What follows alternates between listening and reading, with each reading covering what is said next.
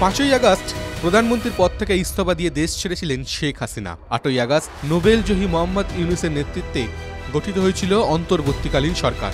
তারপর এক সপ্তাহ কেটে গিয়েছে, অর্থাৎ নয়া সরকারের মধুচন্দ্রিমা পর্ব প্রায় সাঙ্গ বলা যেতে পারে। এর মধ্যেই বাংলাদেশে দেখা দিচ্ছে ইউনূসের বিরুদ্ধে অসন্তোষ। শেখ হাসিনার বিরুদ্ধে স্বৈরাচারী আচরণের পাশাপাশি ছিল স্বজন পোষণের অভিযোগ। সরকারি বিভিন্ন উচ্চ পদে সব নিজেদের লোক বসাতেন হাসিনা, এমনটাই ছিল অভিযোগ তার বিরোধীদের। এমনকি যে কোটার বিরোধিতা করে শুরু হয়েছিল আন্দোলন, সেই কোটা ব্যবস্থাও ছিল স্বজন পোষণের অস্ত্র, এমনটাই দাবি ছিল।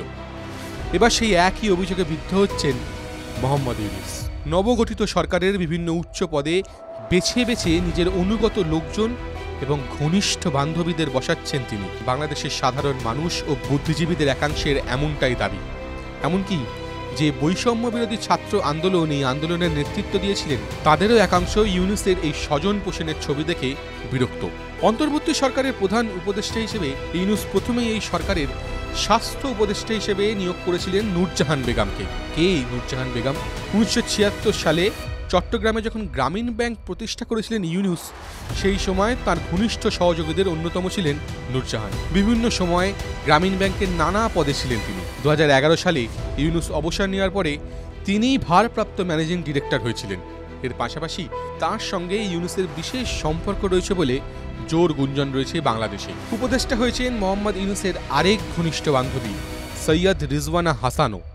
তিনি পেয়েছেন পরিবেশ, বন ও জলবায়ু পরিবর্তন মন্ত্রকের দায়িত্ব। রিজওয়ানা হাসান বাংলাদেশ পরিবেশ আইনজীবী সমিতির প্রধান কার্যনির্বাহী পরিচালক এবং একজন পরিবেশবিদও বটে। পরিবেশ নিয়ে নানা কাজের জন্য র্যামন ম্যাগসেসে পুরস্কার সহ বিভিন্ন পুরস্কারে ভূষিত হয়েছেন তিনি। ছাড়া ডাকসাইতে সুন্দরী হিসেবেও পরিচিতি রয়েছে রিজওয়ানা হাসানের। এই দুই বান্ধবীকে উপদেষ্টার পদ দেওয়ার পাশাপাশি নতুন সরকারের আরও এক প্রধান পদ ইউনূস দিয়েছেন তার আরেক ঘনিষ্ঠ বান্ধবী লামিয়া মোরশেদকে। অন্তর্বর্তীকালীন সরকারের প্রধান উপদেষ্টা কার্যালয় অর্থাৎ ইউনূসের অফিসের টেকসই উন্নয়ন লক্ষ্যমাত্রা বিষয়ক মুখ্য সমন্বয়ক পদে চুক্তি ভিত্তিতে তাঁকে নিয়োগ করা হয়েছে। তিনি ইউনূস সেন্টারের কার্যনির্বাহী পরিচালক। লামিয়া পাচ্ছেন সরকারের সিনিয়র সচিব পদমর্যাদা এবং অন্যান্য সুযোগ সুবিধাও। এখানেই শেষ নয়, অন্তর্বর্তীকালীন সরকারের প্রধান উপদেষ্টা মোহাম্মদ ইউনূসের বিশেষ সহকারীর দায়িত্ব পেয়েছেন কট্টর বিএনপি সমর্থক আলী ইমাম মজুমদার। কয়েকদিন যেতে না যেতেই তাঁকে উপদেষ্টা পদ দেওয়া হয়েছে। 2006 সালের ডিসেম্বর থেকে 2008 সালের নভেম্বর পর্যন্ত বিএনপি সরকারের মন্ত্রিপরিষদের সচিবের দায়িত্বে ছিলেন তিনি। আওয়ামী লীগ নেতাদের অভিযোগ, আলী ইমাম মজুমদার মার্কিন গোয়েন্দা বাহিনী সিআইএর এজেন্ট।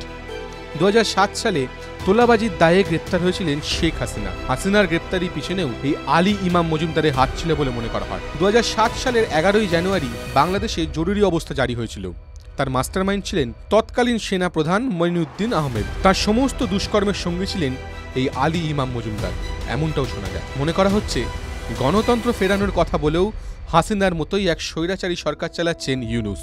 সরকারে যাতে তাঁর কড়া নিয়ন্ত্রণ থাকে, সেই কথা মাথায় রেখেই নিজের বান্ধবী এবং ঘনিষ্ঠ বা বৃত্তের বিভিন্ন ব্যক্তিকে অন্তর্বর্তীকালীন সরকারের বিভিন্ন উচ্চ পদে বসাচ্ছেন ইউনূস। বাংলাদেশের একাংশের বুদ্ধিজীবীরা যারা ছাত্র আন্দোলনের পক্ষে ছিলেন, তারাও কিন্তু বলতে শুরু করেছেন, রংটা বদলালো শুধু, গণতন্ত্র কোথায় এলো? TV9 Bangla digital.